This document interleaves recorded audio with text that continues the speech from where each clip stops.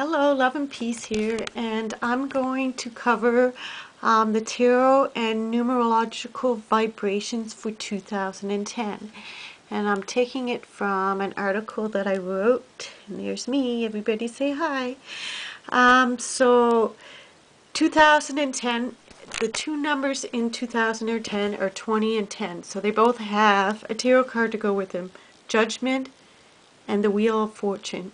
And these represent energy. It represents vibrational patterns that will be felt throughout 2010. So the first card is the Judgment card. And this vibrational pattern will be felt for the next 90 years. And it'll start to fade out towards the end of the last 90 years, because energy just doesn't suddenly end. So this energy has been with us for the last 10 years, and it'll be here for another 90 years, and it's the Judgment card. So it's the call to awaken. So with this card, spirituality is highlighted for the next 90 years. Angels, you're going to see more angel activity, more angel stories, more anything to do with angels becoming more popular. Like I said, evolution, ascension, rebirth, the call, a higher calling. A lot of people just going to feel that with this kind of vibrational pattern that this card represents. So the global population will feel the call to awaken to higher truths, reborn, evolve, and feel a higher calling. Spirituality and religion will still continue to be big issues around the world. Everything to do with angels and angel visitation will increase greatly as we enter into the millennium even further. Music and musical vibrations will be felt strongly. A vibrational frequency that helps people to heal and awaken will be felt globally. So that genre of music really being popular and getting more and more and more popular. Musicians and the musical industry will be at the forefront of change and evolution. Healing and evolutionary music will be more and more popular. It will be a time of being called to account for your actions. Big choices to be made. Balance and alignment are highlighted with this vibrational pattern. Many people, again, gravitating towards lifestyles that include yoga, meditation, martial arts, and exercise. And anything in that genre. Lifestyles of balance, healing, and alignment will grow. Also with this card, division, because 20 is the number 2. And division being very prominent, as if the world will be in a big divide, how to handle global issues and the choices that we are faced with. Okay, so we move on to this card, which is the Wheel of Fortune card. And with this card, this energy pattern is only for this year. So the vibrational pattern of this card will start to fade out around the beginning of December, and slowly fade out towards as we get into January. And we'll start to feel the energy of this around the beginning of January, but then it gets stronger as we go throughout the year. So around the 6th month into this year is when we're going to feel this the most, when this energy pattern is at its strength. And this is about big choices again. Will we repeat, or will we do something different? Will we make more evolved and productive decisions for our planet? Or will we continue on the rat race? Because this is like the rat in the cage going around and around on its wheel, Will we choose new ideas and new ways of living? Or won't we, So this is what the choice that we're confronted with in the year 2010. All around the world, the theme of having to make big decisions for our planet and our own personal lives will dominate. Will we repeat and get off the cycle, or start living better, more productive lives for ourselves and the planet? The chance to start anew is amplified by this card. So we have the Fool card, because there's double zeros. So the zeros amplify the energy of these cards. So that with the Fool, we see like a childlike attitude and just somebody just reborn, totally starting afresh, no judgment in mind, totally spontaneous and creative. And also this card tells you that not to have any fear. Have no fear about anything for the next 90 years. For this year and for the next 90 years.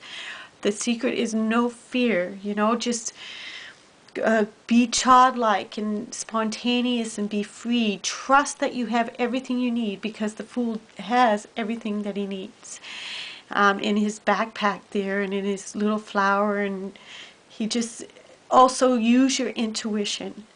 That's the secret for your life. Use your intuition. So intuition and just your gut instinct, because also with this card you need to be careful. I mean, have no fear, trust that you have everything you need, but also follow your gut instinct.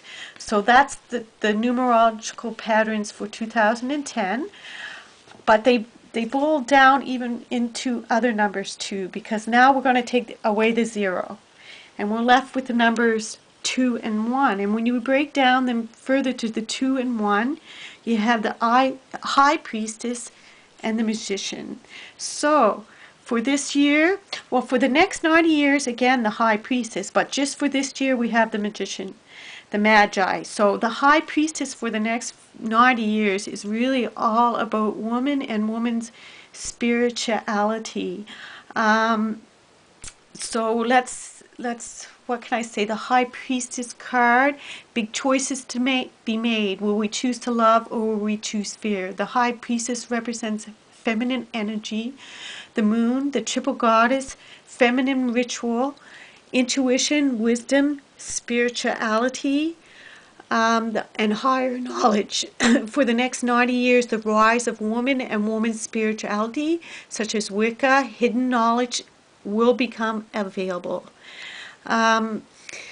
Reincarnation, the awakening of old feminine ritual societies that have been kept hidden and have become kept secret. The truth will emerge. Women will be accepted and come to the forefront in areas that were once only dominated by men, especially in the great religions of the world. Women will become more spiritual and the wise one will emerge further and further into the next 90 years. Woman's wisdom is very much highlighted. And then we see the Magician, and the Magi is just highlighted for 2010.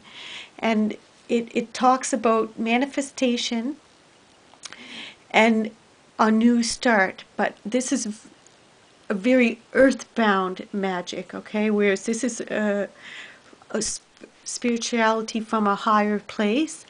This is our own selves using the power that we have to manifest what we want for our own lives and for the world. So manifestation rituals being highlighted globally, and the realization of how much power that we have individually to change things, the power of the people. Everywhere individuals were awakened to really recognize their power, and many making fresh starts. So now we add these two numbers together to get the final number for 2010, and we have the Empress card. So the High Priestess plus the Magi combining together, the combination of mysterious feminine goddess energy combining with masculine earth energy of the wizard and the shaman. Together they become the Empress, which symbolizes birth, creativity, receptivity, intuition, mother, nurturing, abundance, and holy trinities. The Empress is always pregnant. On a global level, we are symbolically experiencing big growth, cycles, and change. Some joyously await the new arrival and some not. Many will feel that these vibrational growing pains as if something needs to be expressed, as if something just needs to come out. Issues around mother and family will be highlighted for many. Creativity and creative solutions on global issues will emerge. We can expect these to be felt all year, and these energies to peak around June and July of this year, waning in December.